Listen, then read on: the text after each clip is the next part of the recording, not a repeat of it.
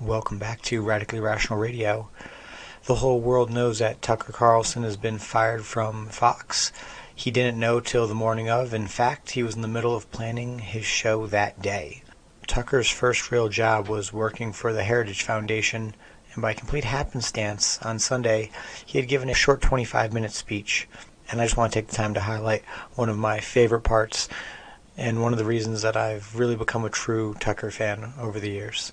Let's jump into it. It might be time to start to reassess the terms we use to describe what we're watching. So when I started at Heritage, the presumption was, and this is a very Anglo-American assumption, that the debates we're having are kind of rational debates about the way to get to mutually agreed upon outcomes.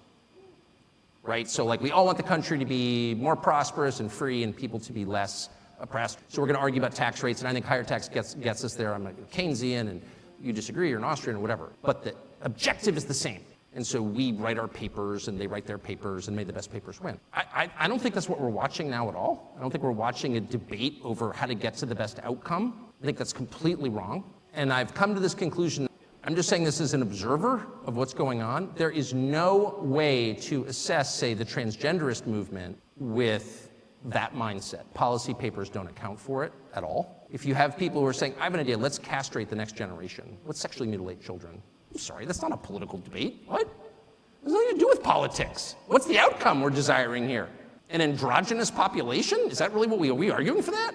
I don't think anyone could defend that as a positive outcome. But the weight of the government and a lot of corporate interests are behind that. Well, what is that? Well, it's irrational. If you say, well, I think abortion is always bad. Well, I think sometimes it's necessary. That's a debate I'm familiar with. But if you're telling me that abortion is a positive good, what are you saying? Well, you're arguing for child sacrifice, obviously. It's not about a teen girl gets pregnant and what do we do about that and victims of rape. I get it. Of course I understand that, and I have compassion for everyone involved. But when the Treasury Secretary stands up and says, you know what you can do to help the economy? Get an abortion. Well, that's like an Aztec principle, actually. Well, what's the point of child sacrifice? Well, there's no policy goal entwined with that. No, that's a theological phenomenon. And that's kind of the point I'm making. None of this makes sense in conventional political terms. When people or crowds of people, or the largest crowd of people at all, which is the federal government, the largest human organization in human history, decide that the goal is to destroy things, destruction for its own sake. Hey, let's tear it down. What you're watching is not a political movement, it's evil. So if you want to assess, if you want to know what's evil and what's good, what are the characteristics of those? And by the way, I think the Athenians would have agreed with this. This is not necessarily just a Christian notion. This is kind of I would say, widely agreed upon understanding of good and evil. What are its products? What do these two conditions produce?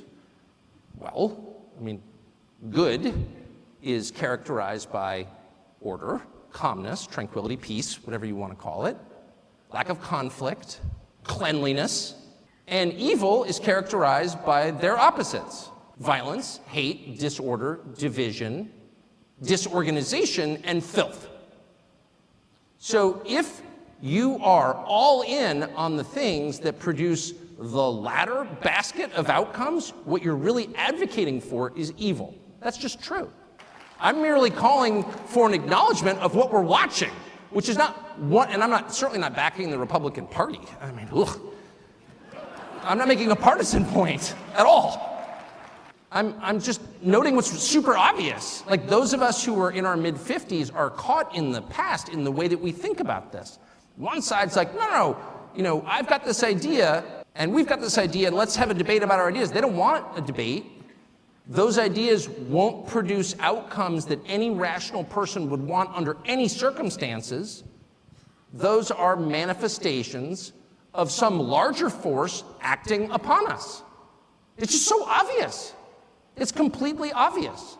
And I think we should say that and stop engaging in these totally fraudulent debates where we are using the terms that we used in 1991 when I started at Heritage, as if maybe, I could just win the debate if I marshaled more facts. I've tried that, doesn't work. The whole video is about 30 minutes. I'll have it linked in my description. He gives us the best advice possible. No longer take their baseline arguments. We have to refute that. They're taking crazy premises, and we have to be tolerant and compassionate, but we just can't believe what they believe. We need to reframe the argument before we engage with it. I hope you learned something. My name is Tristan. This is Radically Rational Radio. Like, comment, and subscribe.